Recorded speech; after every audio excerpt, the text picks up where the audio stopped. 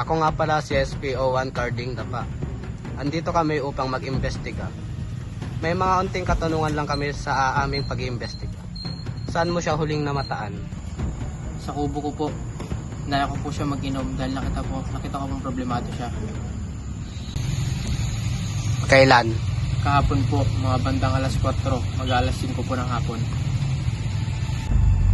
Tapos po, bandang mga alas 9 ng gabi, may narinig po akong putok ng baril. May nakita din po akong kumakaripas ng takbo sa bahay ng biktima. Nakakasiguro po akong siya yun kasi po nung nagiinom kami, may pagbabanta po siyang kwento sa amo niya. Tigil! Mga polis to! Taas ang kamay! Ikot, dahan-dahan! Isa pa!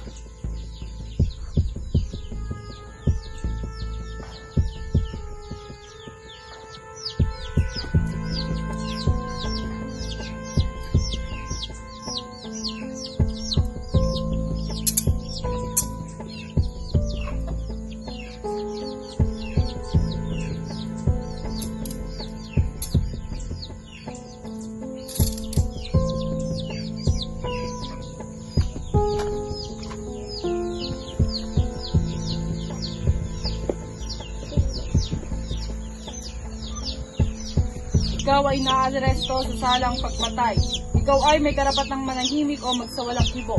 Ano man yung sasabihin ay maaaring gamitin pabor o laban sa anumang hukuman. Ikaw rin ay may karapatang kumuha ng iyong tagapagtanggol ng iyong pinili. At kung wala kang kakayahan, ito ay pagkakaloob sa iyo ng pamahalaan.